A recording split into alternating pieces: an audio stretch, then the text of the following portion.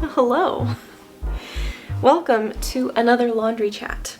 I recently spent about a month in Alaska, and about 3 weeks of that time were actually alone. I was staying at my friend Adam and Sherry's house. If you have not been following along, I was pet sitting and house sitting while they went on an anniversary trip. I learned a lot about myself and also living alone during those 3 weeks.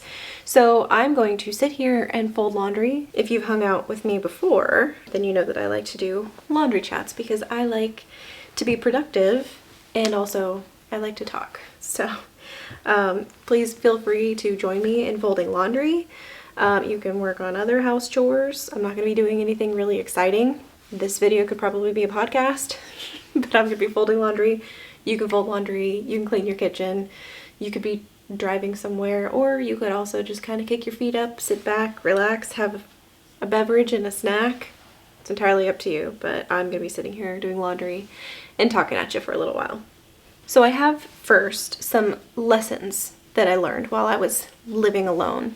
And the first lesson, I've got them written down here, is that as a rule, people and activities tend to be welcoming and accommodating overall for solo travelers.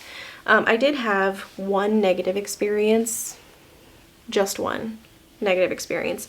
It did not taint everything for me, it was just kind of surprising negative experience, but of course it didn't ruin the entire trip for me. But as a rule, I was really kind of pleasantly surprised that people were overall so nice to me being a solo traveler.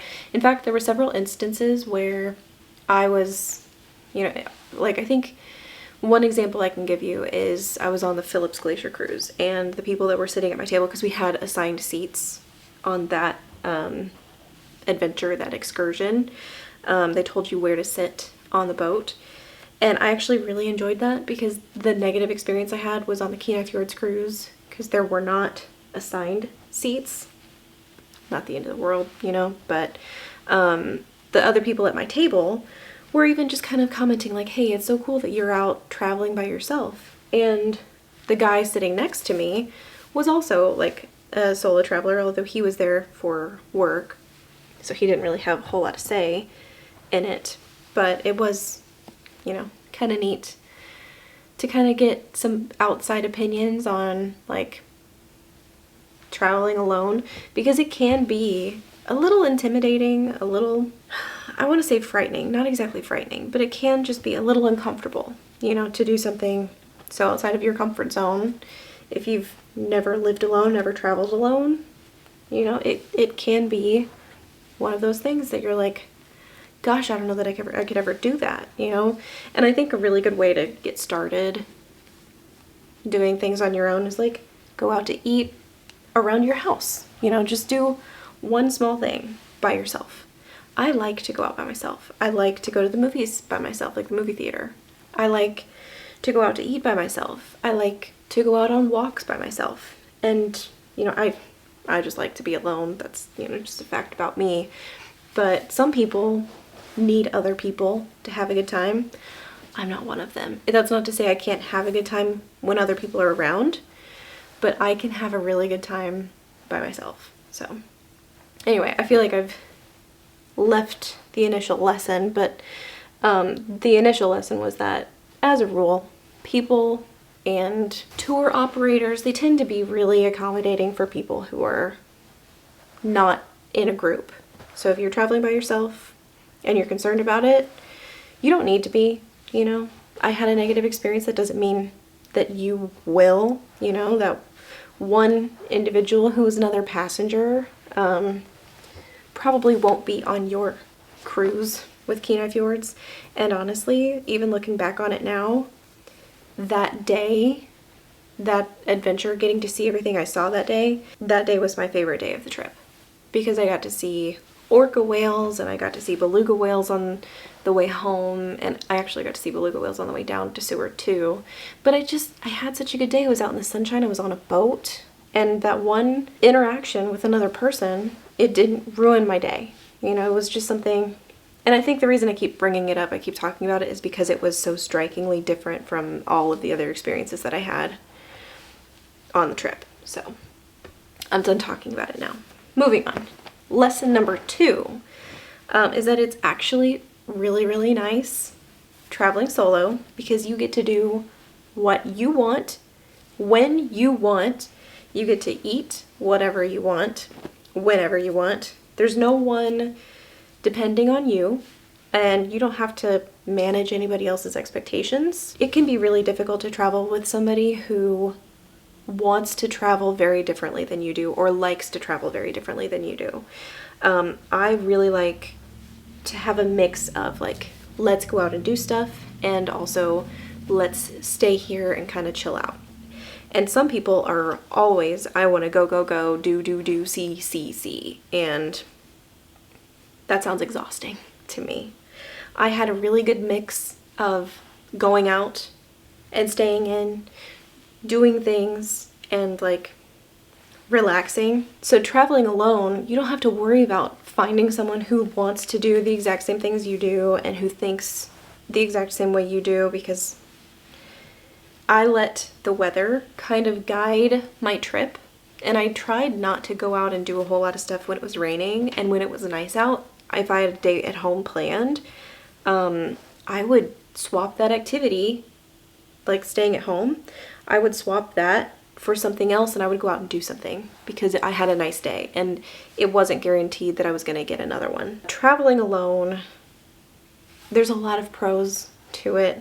I know, like I said before, a lot of people need other people to have a good time, and I think that it can kind of contribute to missed opportunities or extra frustration or conflict, even if you don't travel with someone who wants to travel the same way you do. So I had a really good time getting to do what I wanted when I wanted.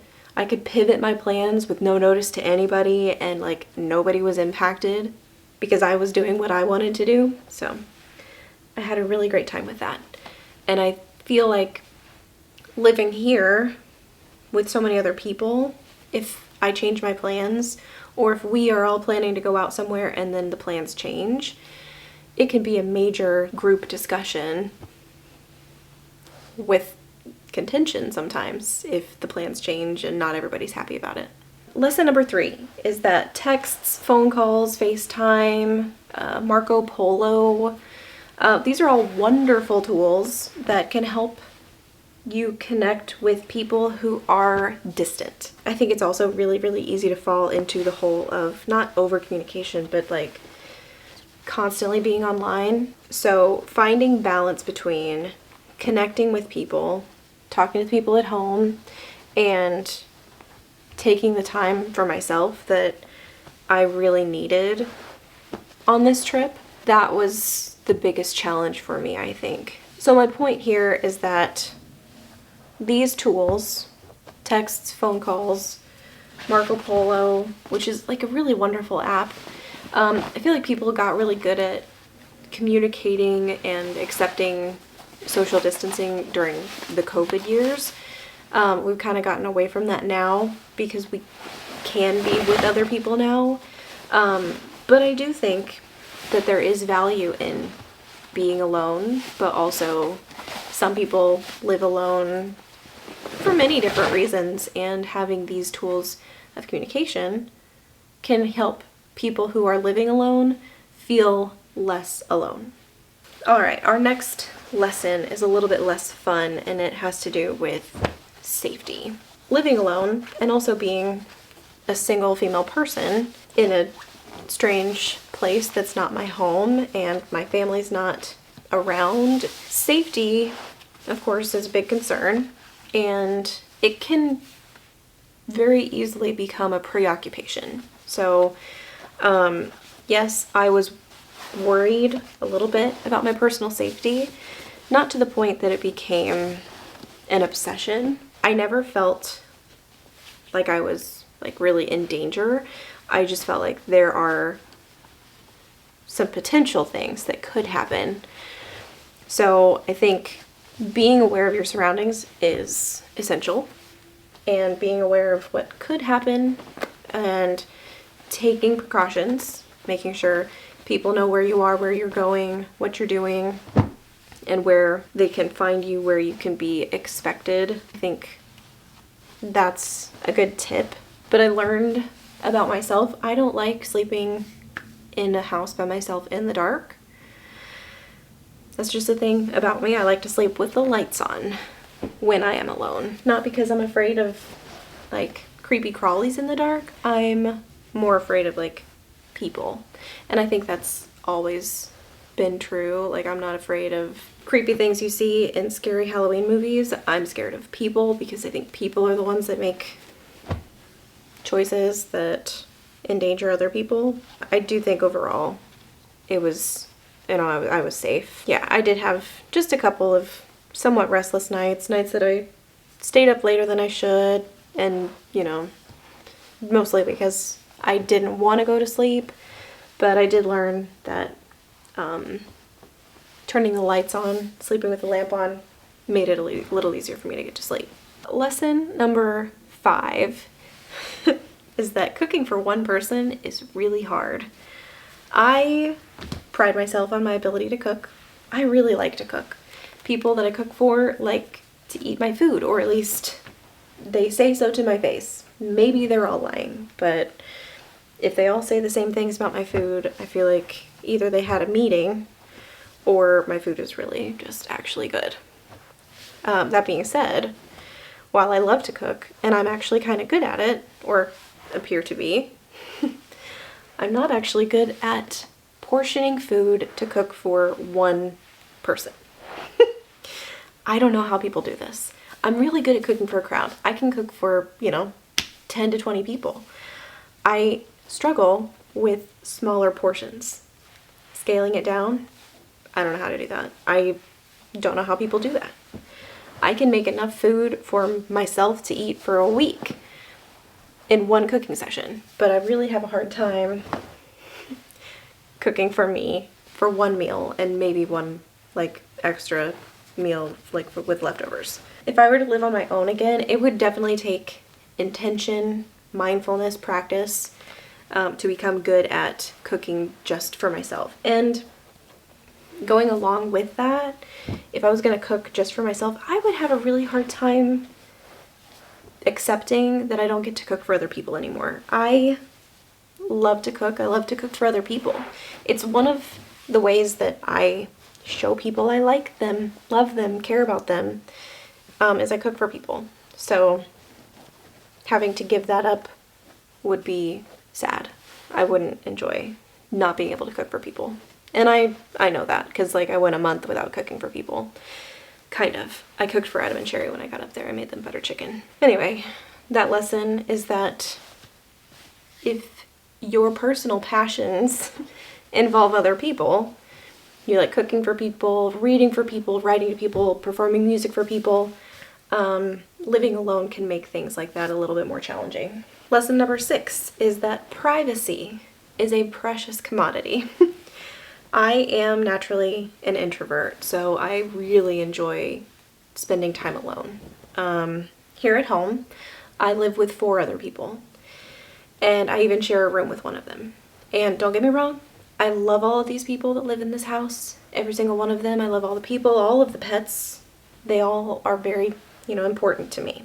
However, with all of the work stuff I've been dealing with, if you've been following along, I got laid off and I keep talking about it. I'm still job hunting. I'm having a hard time with that. It has been challenging for me to process my emotions around that and everything to do with it. Not just losing my job, but also job hunting and the challenge of job hunting. And so it's been really challenging for me to have the privacy to process that and to be alone and have a really good solid cry about it. Having 3 weeks in Alaska alone gave me the privacy that I've been craving, because I don't have that here and it's been a while since I've had that. So I really did enjoy that aspect of the trip. I can see how it wouldn't be for everybody. 3 weeks alone is a lot. Some people need other people. I'm not one of them. Privacy and alone time, I think, is really important for personal growth, for emotional regulation, for reflection. And I didn't have that here before, but having the time in Alaska that I had just made me appreciate those 3 weeks even more than I already did. Anyway, moving on. The last lesson I learned is lesson number 7. Remaining motivated can be challenging. If you've watched my videos, you know that I am constantly moving, trying to get things done. I've got a to-do list a mile long, and I'm always like adding things to it and crossing things off just because I'm never satisfied. I don't usually struggle with intrinsic motivation, and that was true on this trip.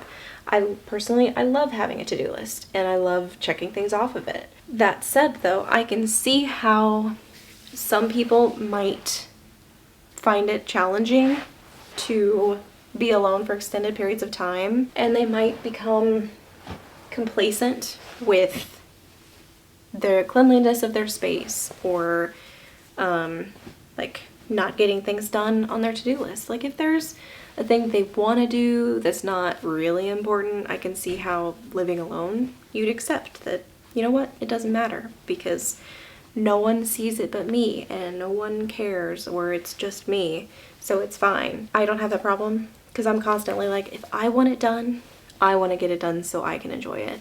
But I can see how it might be challenging for people who don't have that thing in their brain constantly telling them that you're not good enough if you don't keep moving. I'm sure there's like lots of modern tools to help with motivation. I don't need them, so I didn't use any of them. But, you know, something to consider if you are going to be living alone, or you want to be living alone, is that it might be a challenge for you to continue to be motivated to get things done, especially if you work from home or if you are like self-employed. You've got to be what my mom calls a self-starter. You've got to be able to tell yourself that you need to do this and then actually do it and get it done. It's not a challenge that I face all the time. Even when I'm like in the depths of despair and I'm depressed, I'm able to still get things done. I know that that's not everyone's experience though. So let's talk about what helped me while I was, you know, kind of on my own in Alaska. When I went up there, I had a list of things I wanted to do. So the planning for this trip has been months in the making. Actually, when my friends Adam and Sherry told me that they were going to Mexico for a really long time, this was before they got a kitten. This was like, I don't know, a year ago maybe, but they told me, hey, we're gonna go to Mexico. At that point, I was thinking, do you want me to come up and stay in your house? You know, like run your cars? And I offered that to them, I think in May when I was on my Alaska cruise and they met us in Seward. And I think that was when I first told them, I was like, hey, I would be willing. And they were like, yeah, we'd love that actually, that would be great. So when I first started planning this trip to Alaska, I had a whole list of things that I was like, oh, I could do this on this weekend and I could do this on this weekend, because at that point I had a job. So I had a plan. I was gonna do, you know, like weekly vlogs and then weekend vlogs, and I was gonna do activities in the evenings and on the weekends, and I was gonna have a really good time, but I was also gonna be like fully employed. And then I got the job news, so I started like reworking my plan. I'm done folding my laundry, by the way.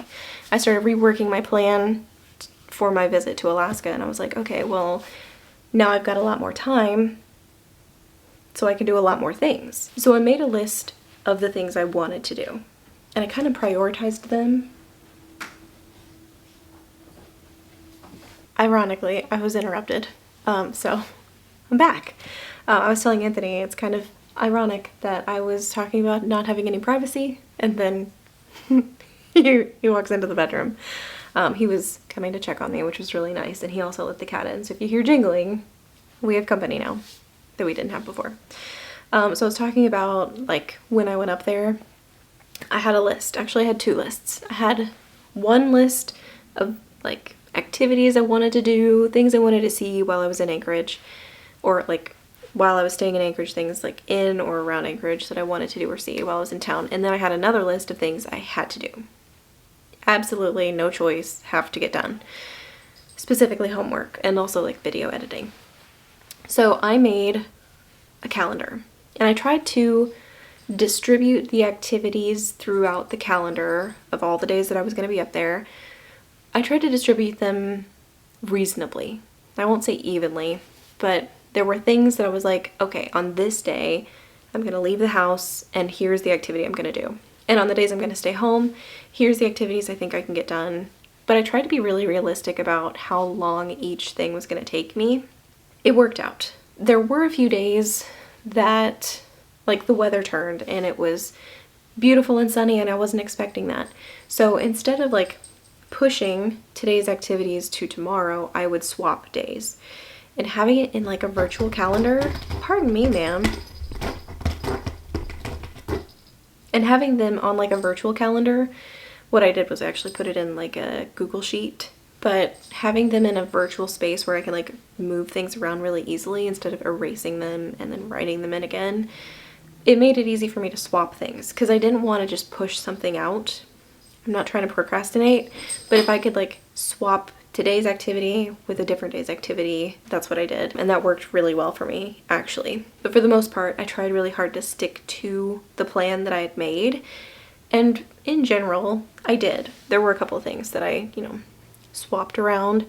But I did manage to get everything done that had to be done while I was up there. And then I managed to get most of what I wanted to do done. There was one thing that I didn't get to do that I wanted to do, and that was the Anchorage Museum. The next thing that helped me was the Ring app, the camera, the security camera. So I'm just really glad Adam and Sherry had a Ring camera on their front door that I was able to access. They logged me into their account on my phone, so while I was out and about, I would still get notifications when there was motion detected at the front door. And I will say there was one time where I think one of their neighbors came and knocked on the door and I wasn't at home, but the rest of the time when the motion sensor went off, it was because there was this orange cat that was like walking around in their driveway or their carport. So I always felt secure in the idea that the home was safe, and so like I wasn't worried about somebody like breaking in or being in the house when I got home because of the Ring camera. So I just had that extra layer of perceived security and maybe slightly actual security, but it made me feel better. And it just made it a little bit easier to get to sleep on, nights that I felt a little more anxious. The third thing that helped me was making an actual routine. So I was only there for about a month. I was only alone for about 3 weeks, but I did try to have a somewhat regular pattern to my activities. I did plan on my calendar to have a certain number of days each week at home, mostly because I had so much homework that I had to do while I was up there. But there were like a bunch of things I wanted to do, so I tried to have a flow, a pattern, because personally I don't like being out of the house every day. I like to go out and do things, but especially when I was going out doing hikes, if I got tired or, God forbid I had gotten injured, I wanted to give myself space to like go out and then be home and then go back out and then be home.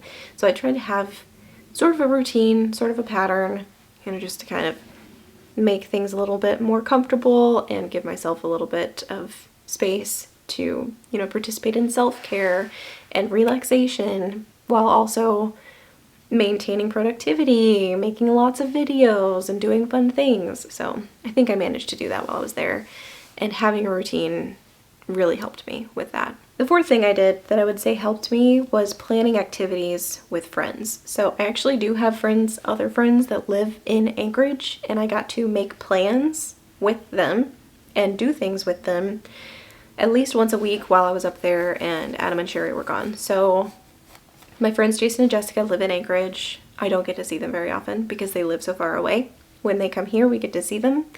But since I was up there, I wanted to make it a priority to get to see them and spend time with them. And so I did that. And I did it, I think 4 times we were able to get together while I was up there. And it was just really nice because face-to-face time really is valuable. And so I think it was important to me to get to actually see them and spend time with them, quality time with them while I was up there. So I'm glad I did that. It kind of forced me to get out of the house and spend time with people in a time where I thought I was going to be completely alone. And I think if I had been completely alone, it would have been more detrimental to my mental health at the time. So it was really good to be around people and, you know, especially people that I like, people that I know. So that was really good for me. The last thing that I want to talk about is like something that actually helped me was planning activities that I actually really wanted to do. So it's one thing if I made plans to go out of the house and do something. It's something different, like if I don't want to do that activity. If it's something that I'm like not excited about, and let's say I wake up and it's kind of rainy or it's a little cold, maybe I've got a headache or, you know, I don't know, something at home went wrong, I'm just gonna like skip that activity. Since my list of activities were all things that I really wanted to do, it motivated me to get out of the house and make them a priority because I wanted to do them. So this was key in getting me out of the house. It would have been really easy for me to just kind of stay home every day, and I even considered not going out and doing things or only doing free activities.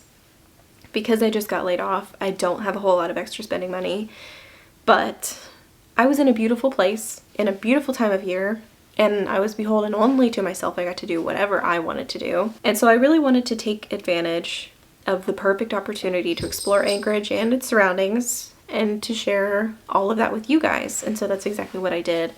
And I kind of have to credit my mom because, of course, a lot of these things are things I wanted to do, but I wanted to do a lot because I know she wanted to see everything that I did. And so I just tried to think of things that I wanted to do that she would also want to do or see or maybe potentially experience one day. So I tried to like keep her in mind. So you can thank my mom for all of the videos that I made because I'm giving her credit for inspiring me to do all of that because I'll be honest with you, it was a lot of work doing all those things, doing all the homework, and then editing all those videos. It was a lot. I would call it a full-time job. I had a great time. It didn't feel like work until I had to edit the videos, but I really did have a good time. If you live or travel alone, I would really love to hear about your experience in the comments. After my experience in Alaska and Anchorage, I would most definitely be willing to travel alone again. I don't know how realistic that is. I don't know how likely that is to happen, but this did not put me off it forever. I would turn around tomorrow. I would pack a suitcase today, I would turn around tomorrow, and I would do it all over again because I really did have a good time. Even like flying on airplanes, I don't mind flying on a plane by myself.